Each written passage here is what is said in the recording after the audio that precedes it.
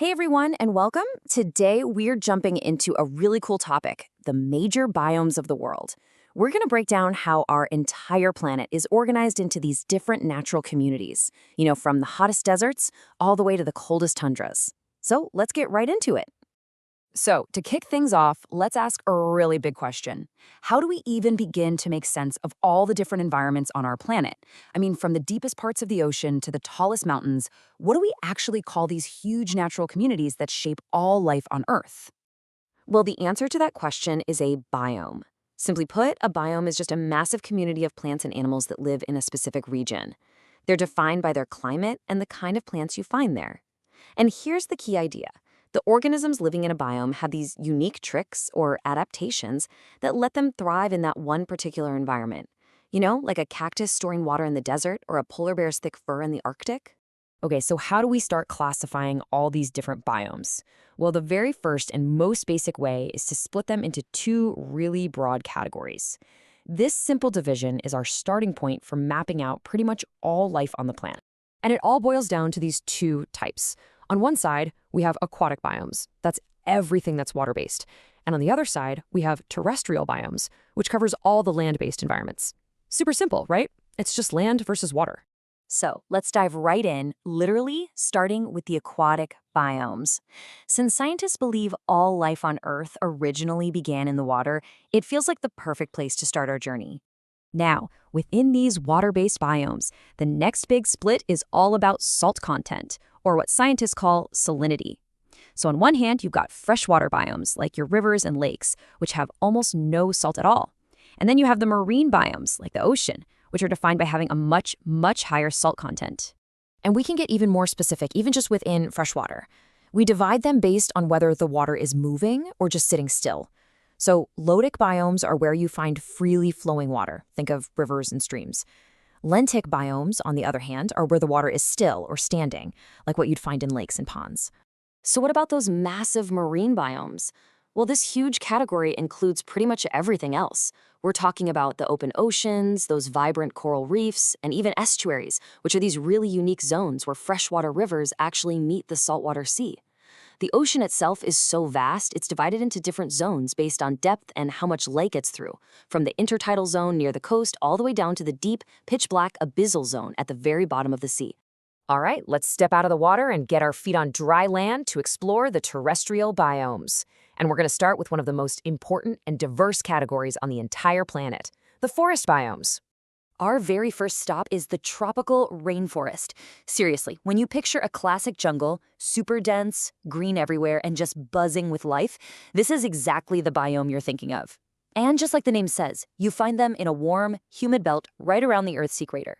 So what makes a rainforest a rainforest? Well, first, being near the equator means it's hot and gets a ton of rain all year long.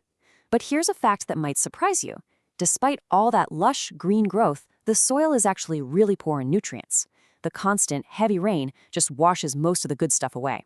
On top of that, the canopy of trees is so thick and dense that it blocks most of the sunlight from ever reaching the forest floor. Okay, moving away from the equator, we find temperate forests. Now, this category includes both evergreen forests and those beautiful deciduous forests, where the trees lose their leaves in the fall. The key thing here is the mild climate with 4 very distinct seasons. And unlike the rainforest, the soil here is super fertile and rich, mostly thanks to all those leaves decaying on the ground every year. All right, let's move on from the dense forests to the big, wide-open spaces of the world. Next up, we're looking at biomes that are dominated by grasses and shrubs instead of towering trees, the grasslands and shrublands. So grasslands can basically be broken down into 2 main types. First, you have your temperate grasslands, which you might also know as prairies or steppes. These places have hot summers and really cold winters, and the vegetation is almost entirely different kinds of grasses. Second, you have the tropical savannas. These are hot all year round, but they have very distinct wet and dry seasons. The landscape here is mostly grass, but with trees scattered around. Next up, we have a pretty unique biome called the chaparral, or woodlands and shrublands. You'll typically find this biome in coastal areas with what's called a Mediterranean climate, which just means hot, dry summers and mild, wet winters. The most important feature to remember here is fire. The plants in the chaparral are specially adapted not just to survive wildfires, but in a lot of cases, they actually need them to reproduce and grow. It's pretty amazing. For the final leg of our journey across the land biomes, we are heading to the extremes. These are the environments that exist in the most challenging climates you can find on Earth: the taiga, the tundra, and the desert. First up is the taiga, which is also known as the boreal forest. This is an absolutely massive biome that stretches in a huge belt across the northern parts of the globe. Its climate is all about very long, very cold winters and short, cool summers. The whole landscape is dominated by coniferous trees. Trees like pine and spruce that have needles and cones, which are perfectly adapted for the cold. And if we move even further north, we find the tundra. This biome is famous for one simple defining fact. It is the coldest biome on Earth, period. The word tundra actually means treeless land, which is honestly the perfect way to describe what you'll find there. So, the defining feature of the tundra is something called permafrost. It's a layer of soil that is permanently frozen all year round. This frozen ground is what prevents large trees from growing. Instead, you just find low-growing plants like mosses and shrubs. Animals here have to be incredibly tough. They adapt by either hibernating through the brutal winters or migrating south to warmer areas. And our final stop is the driest biome on our planet, the desert. Now, here's the most important thing to remember about deserts. What makes a desert is not heat. In fact, some deserts are actually very cold. The one single defining feature is a lack of rain, specifically getting less than 35 centimeters of rain per year. And yeah, not all deserts are those scorching hot sand dunes you see in movies. They can actually be classified into 4 main types.